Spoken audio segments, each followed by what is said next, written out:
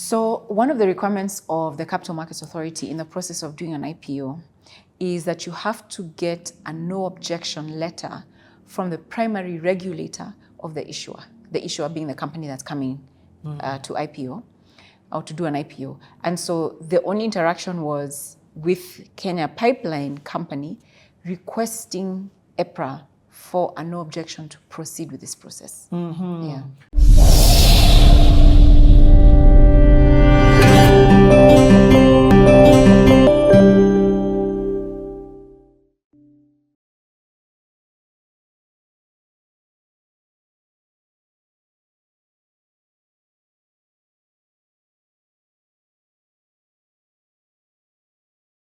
Welcome back. I hope you're enjoying the journey so far. This is a CTA masterclass on IPOs. Okay, we've understood who's seated here.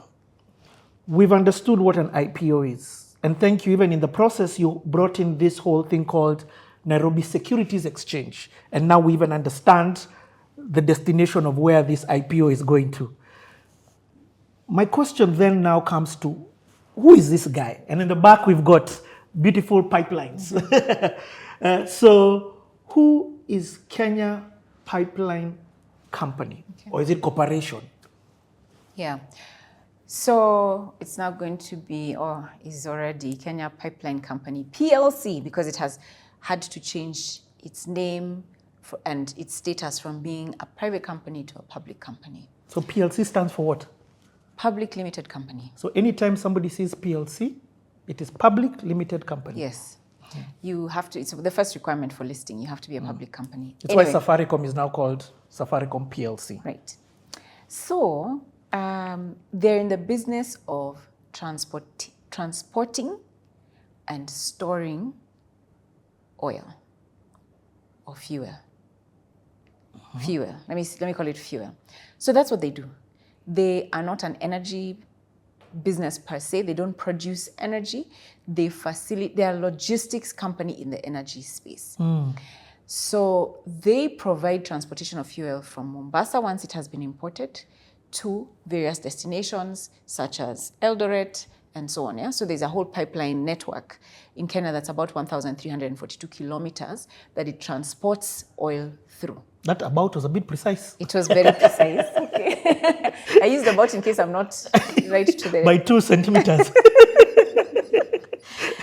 So that's what they do. And so they work with importers of oil who are the oil marketers. And they also distribute to the oil marketers. They're what we call in the midstream section of the oil market. So you have the upstream.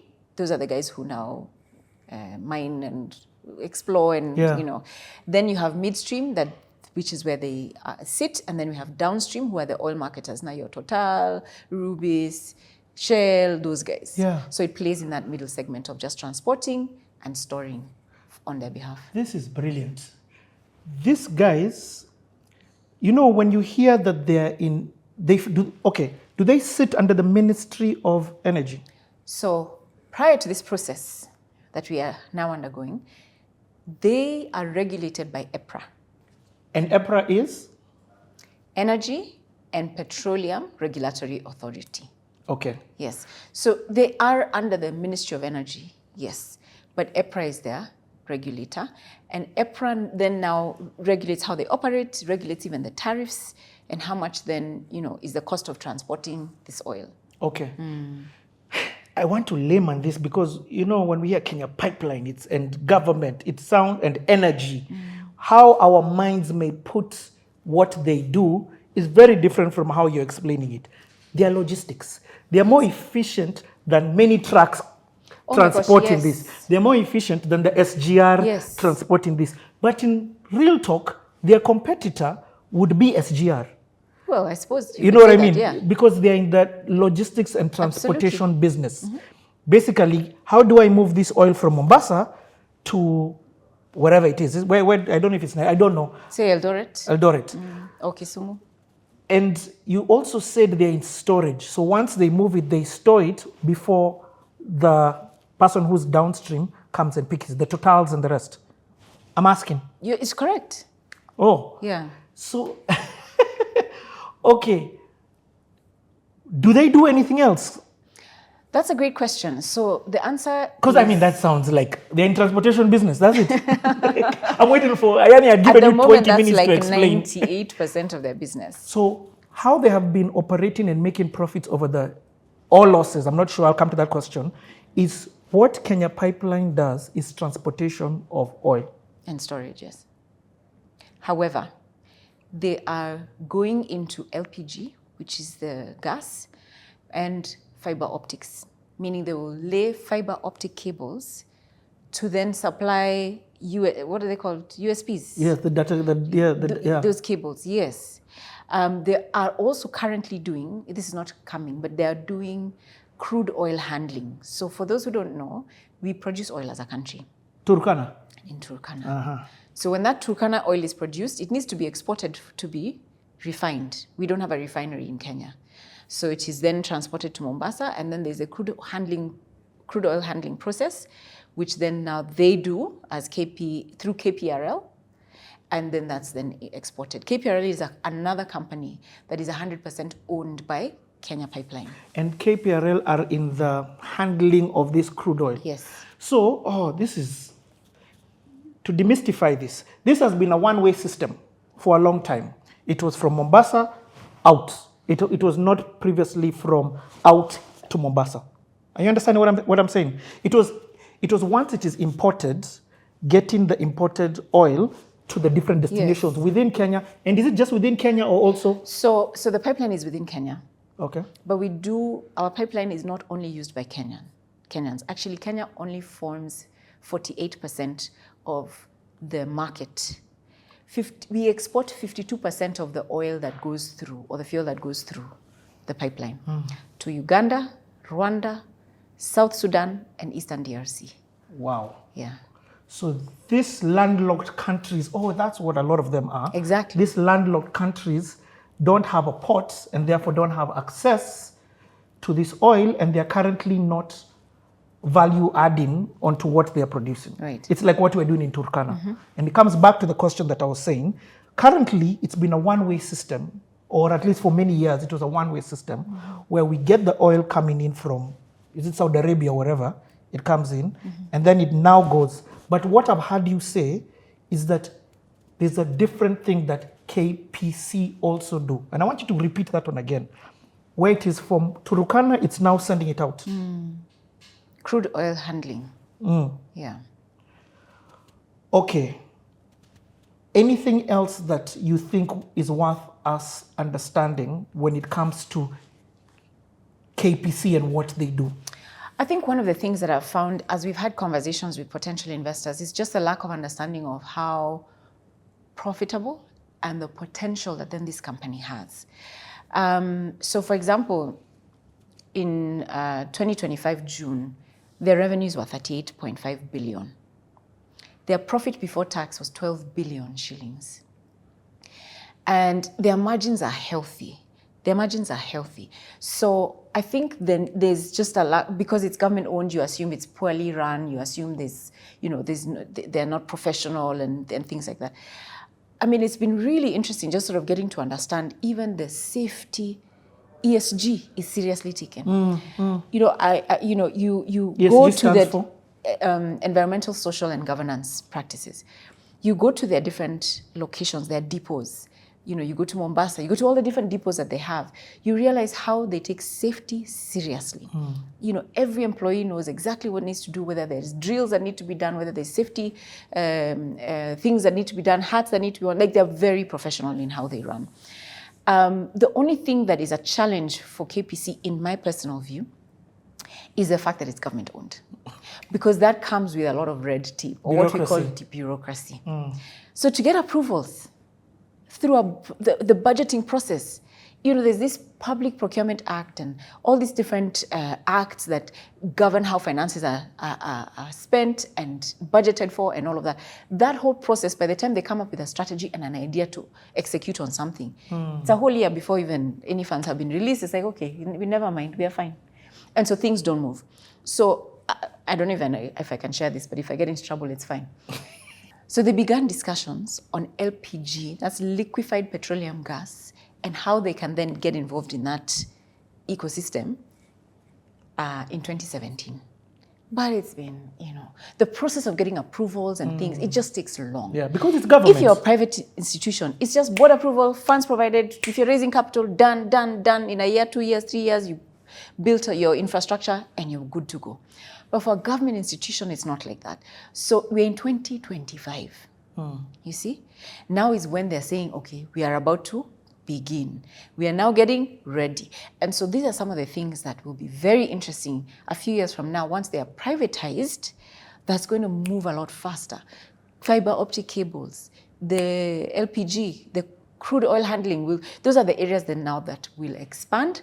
And the goal is to actually reduce the reliance on revenue from only the pipeline business transporting oil to from the 95 to 98% to 70, let me say 80% in the short term. Wow, okay, in the short term. Okay, we're going to come into that. We're going to demystify the process that you took now in the role that you sit. But I still want us to talk about this company because this sounds like a monopoly. It is. This sounds like not just a monopoly, but like it will be a monopoly for a while because of the infrastructure needed to lay, for example, pipelines. Yeah.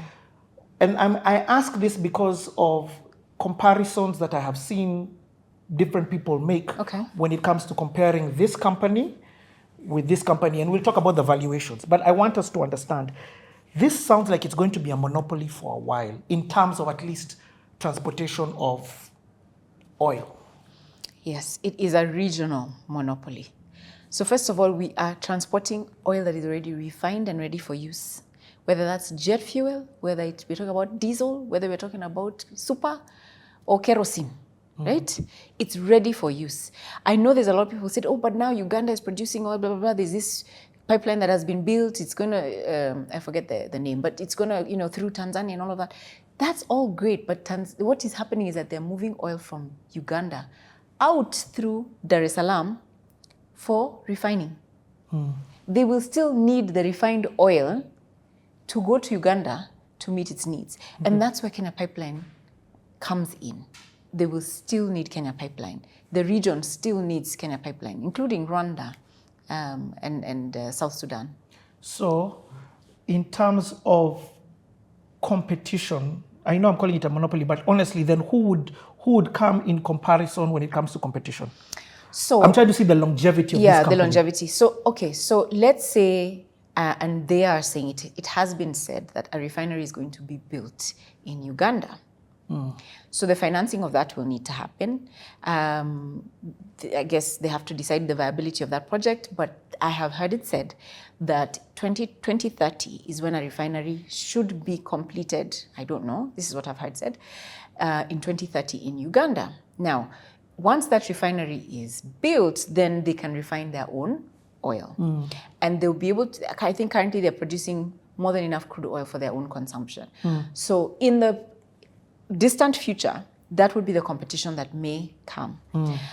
I'm also told that the oil, the kind of oil that is produced in Uganda is a heavy kind of oil. I'm probably not using the right technical term, that needs even heated pipelines to transport. And that process of building those heated type pipelines is now what's ongoing. They've been funded and all of that. And that's what's ongoing right now, to be able to export that oil then for refining. So the process of the refinery will take some time. So there's arguments around, is it 2030, is it beyond 2030? We don't know. But in the meantime, what can Kenya Pipeline do? We know, or rather the company knows that this is coming. And so how can we diversify sources of revenue so that then we're not only relying on the pipeline? Now, there's more countries than just Uganda that we're supporting. And so it's how can we then use the pipeline to do more than just the transportation of fuel, such as the fiber optic cables, such as the LPG, which is, by the way, a very interesting market as well. Okay. Somebody else has also said, what about EV, electric vehicles? That's another risk, right? What if Kenya starts using EV or becomes like Ethiopia? And Ethiopia, what Ethiopia has done is basically said, we're going to charge, I think it's half duty or even less than half duty for electric vehicles. And, it's basically if you can get an electric vehicle in Ethiopia, you're so much better from a cost perspective for the cost of the vehicle, but also from a running perspective. And so Ethiopia is doing this shift from fuel powered cars to EV powered vehicles. Now, will Kenya get there? It will, but it's going to be a long time before we're able to get there. I think the infrastructure around EV is still a long way away. Yeah. And I'm sure by that time, this infrastructure that has been built will be used for other things. Okay. And you talked about EPRA. What's their role? What do they do? Who are they in terms of a regulation body? In terms of I want to get a better understanding of what they do in regards to Kenya Pipeline Company. So EPRA is the Energy and Petroleum Regulatory Authority. So EPRA basically governs the whole process around distribution, not manufacturing, but what's that word? I have it here. The generation of electricity, importation of petroleum, distribution, storage, and everything, and all the activities around energy and petroleum. So even including setting, reviewing of tariffs for electricity and also petroleum. So, I mean, every so often you will hear in the news that EPRA has now reviewed the pump prices. Right? Now the pump prices are now, so they are the ones who set those prices for petroleum and for electricity. Okay. But beyond that, they have to make sure that these companies, such as Kenyan, Kenya Power, Kenya Pipeline, are operating within the right standards. Okay, so there's all these regulations around how they should operate, and they're the regulator that then ensures, even including safety standards and things like that, that they do it in the right way. Okay. The same way investment companies are regulated by Capital Markets Authority, they are that for the energy space. Exactly. Okay. Did you, in this time, work with them at any point? Did you have to interact with them or engage with them? So one of the requirements of the Capital Markets Authority in the process of doing an IPO is that you have to get a no objection letter from the primary regulator of the issuer being the company that's coming to IPO or to do an IPO. And so the only interaction was with Kenya Pipeline Company requesting EPRA for a no objection to proceed with this process. Yeah. They couldn't just IPO without this approval. No. Okay. The aim of this video was for you to get an understanding of Kenya Pipeline Company PLC, as we now know they're called, changing the name. So I hope that has been demystified. I hope that's become clear. I hope you understand the amount of logistical work they do, even though they fall under the Ministry of Mining. I think they should somehow also Ministry of Energy. Yeah. Under the Ministry of Energy, correct me. I think they should also be added into the Ministry of Transport by the sound, by what I'm hearing, they also do. Yeah. Okay. The core of this video was for that. We're going to come back with another episode, and in that conversation, we're now going to be hearing about the process. Remember, this class in session is about, it's a CTA masterclass on IPOs. So now we're actually going to get into then what was the process of IPOing? How did you get the valuation? What is EBIT? What is all these other jargon and words that I'm hearing? PEV, PE, ratio. In English, Rina, in English. We'll be back. Share this video with every single person. Again, I'll say, not just different age groups, below 18, all across the world. Thank you so much for watching. We'll be back in a bit.